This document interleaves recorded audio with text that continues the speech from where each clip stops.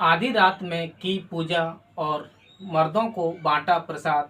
रात की तीसरे पहर हो गया घर में ट्रिपल मर्डर। पति पत्नी और बेटी की हत्या, बेटा जख्मी। पूरी खबर को हम विस्तार से समझते हैं। नमस्कार, मैं ओमवीर कुशवाहा, आपका स्वागत है।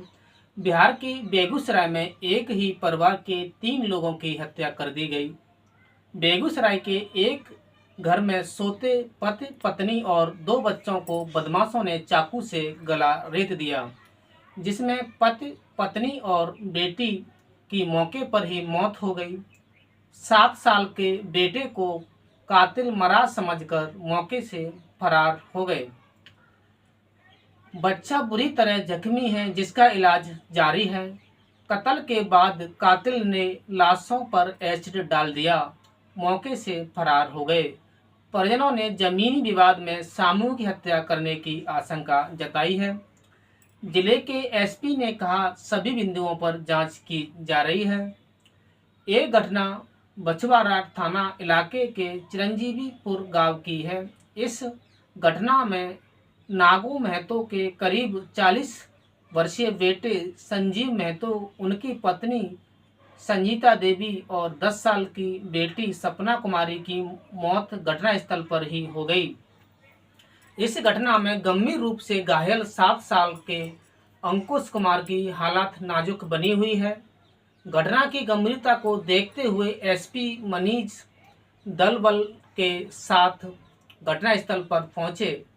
मामला संगीन था, लिहाजा घटनास्थल पर एफएसएल की टीम और डॉग स्क्वाड की टीम को बुलाया गया। दरअसल बताया जा रहा है कि संजीव महतो का पूरा परिवार रात घड़ी पर मना रहा था। पूजा पाठ करने के बाद परिवार वालों में प्रसाद बांटा।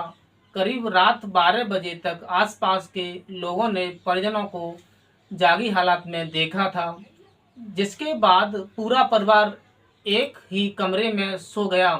शनिवार सुबह 7 बजे तक संजीवन महतो के परिवार के बाहर ना निकलने पर पड़ोस की महिला उन्हें उठाने गई तो दरवाज़ा बंद था। पड़ोसी ने समझा कि लोग सो रहे होंगे। आधे घंटे के बाद भी जब ये लोग नहीं उठे तो फिर महिला दोबारा उठाने गई और दरवाजे से अंदर झांका तो देखा कि कमरे में खून बिखरा हुआ था। पड़ोसी महिला ने शोर मचाया तो पूरा गांव जमा हो गया और फिर पुलिस को खबर दी गई।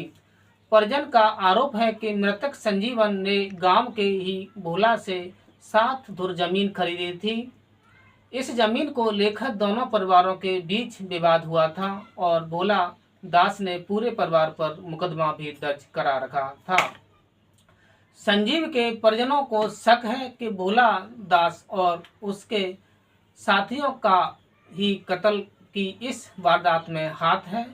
बेगूसराय की एसपी ने बताया ये भी जाता है कि संजीव महतो को करीब 20 साल पहले उसकी पहली पत्नी छोड़कर चली गई थी, जिसके बाद उसने करीब 12 साल पहले दूसरी शादी की थी।